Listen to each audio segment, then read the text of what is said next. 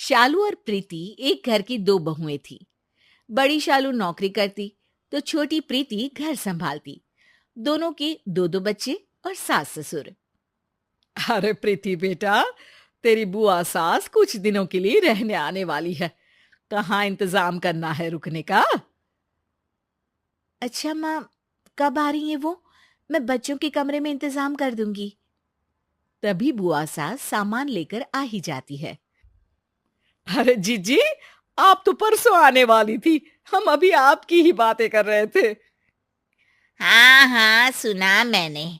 तू बोल रही थी कि मुझे कहाँ एडजस्ट करना है, वैसे ही जैसे तू माँ को एडजस्ट करती थी। बेचारी एडजस्टमेंट में ही चली गई। और ये जो हार तूने पहना है ना, वो मुझे देने वाली थी। तभी बड़ी बहू शालू आ जाती है। नमस्ते बुआ जी। ये हार तो माँ जी को दादी सा ने ये बोलकर अपने अंतिम समय में दे दिया था कि भगवान तेरे जैसी बहू सबको दे।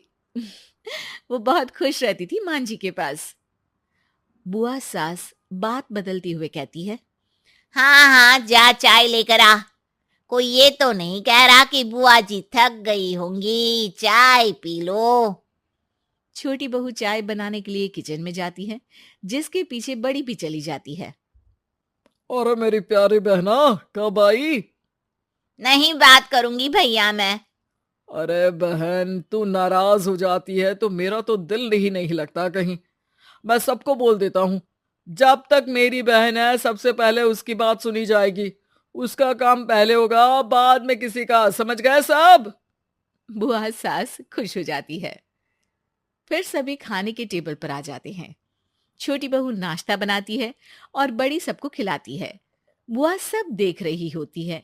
नाश्ते के बाद, अच्छा माँ जी, मैं ऑफिस जा रही हूँ, शाम को मिलती हूँ। छोटी बहू किचन में लग जाती है।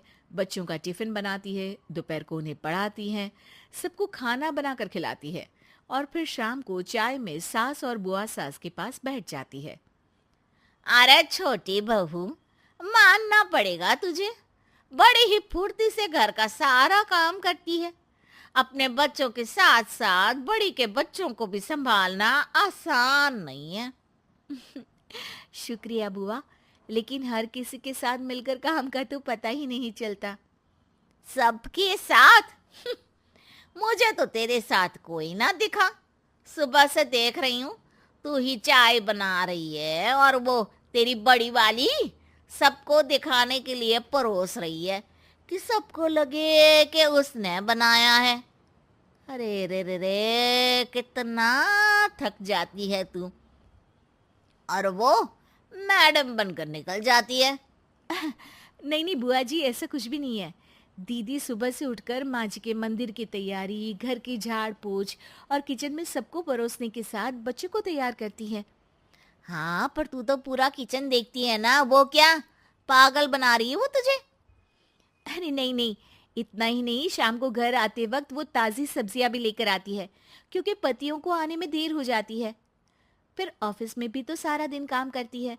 रात के खाने में फिर किचन में लग जाती है। वो ना हो तो मैं कुछ ना कर पाऊं। ये बोलकर छोटी वहां से चली जाती है। फिर बड़ी शाम को ऑफिस से आती है। अरे प्रीति, ये सब्जी ले ले और पैकेट में तेरे फेवरेट सिंगर की सीडी है, वो भी निकाल लेना। मैं चेंज करके आ रही हूँ। फिर बुआ की तरफ देखकर कहती है, कैसी है बुआ जी? अच्छी हूँ, मुझे क्या होना है। तू बड़ी मैडम लग रही है इस साड़ी में। बेचारी छोटी को तो फुर्सत ही नहीं मिलती बाल भी झाड़ने को। बता रही थी आज मुझे कि कितनी परेशानी होती है उसे सारा दिन। हाँ बुआ जी, ठीक बोल रही हो आप। घर दिखना आसान नहीं है। 4 बच्चों को संभालना, उनको पढ़ाना लिखाना, इतने लोगों की फरमाइश में हर किसी के लिए अलग अलग व्यंजन बनाना, सब करती है मेरी प्रीति। तो कहाँ मौका मिलता होगा। अच्छा, बाद में मिलती हूँ। ये कहकर शालू वहां से चली जाती है। सास सब सुन रही होती है। वो बुआ सास के पास जाती है। अरे जी जी, कहाँ दो दो बहुओं के बीच पीसी पड़ी हो। मुझे देखो कितनी मौज है, कभी बड़ी के पास तो कभी छोटी के पास। दोनों को अलग करके रखा है। ना बड़ी छोटी की शक्ल देखे ना छोटी बड़ी की, और दोनों के बीच में मैं मलाई खाती हूँ। तभी वहां छोटी बहू आ जाती है। माँ जी ये लीजिए दवाई, और हाँ, मलाई खाने का सोचिएगा भी मत। आपको पता है ना, डॉक्टर ने आपको मलाई खाने से मना किया है। सास भी बहू की बात को समझकर मुस्कुराने लगती है। अरे नहीं नहीं, मैं तो इस जिंदगी में ऐसी मलाई खाने की सोचूं भी ना। बुआ सास समझ नहीं पाती कि दोनों सास बहू कैसे उसी के सामने उसी का मजाक उड़ा रही हैं। लेकिन फिर बुआ सास हार नहीं मानती। अगली दोपहर किचन में जाकर छोटी से कहते हैं। सचमुच तुझे देखकर तो दया ही आती है मुझे। क्यों बुआ जी, मैं क्या इतनी बेचारी सी लगती हूँ?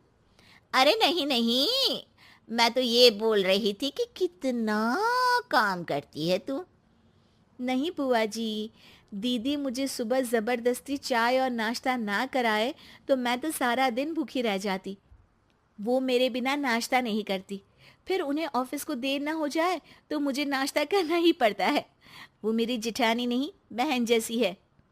बुआ की बात एक बार फिर सास सुन तो लेती है, लेकिन कुछ नहीं कहती। शाम को बुआ बड़ी से कहती है। कितनी मेहनत करती है तू, घर का काम, बाहर ऑफिस का काम। अरे फिर क्यों इतनी मेहनत की कमाई को सीढ़ी खरीदने में बर्बाद करती है? बचाना सीख पैसा। अरे कैसी बात कर रही हैं बुआ जी? मैं जो आराम से बच्चों की फिक्र के बिना ऑफिस में काम कर लेती हूँ, वो छोटी के कारण ही तो है। ना बाबा ना, मैं तो उसके बिना जीवन सोच ही नहीं सकती। वो मेरी छोटी बहन जैसी है।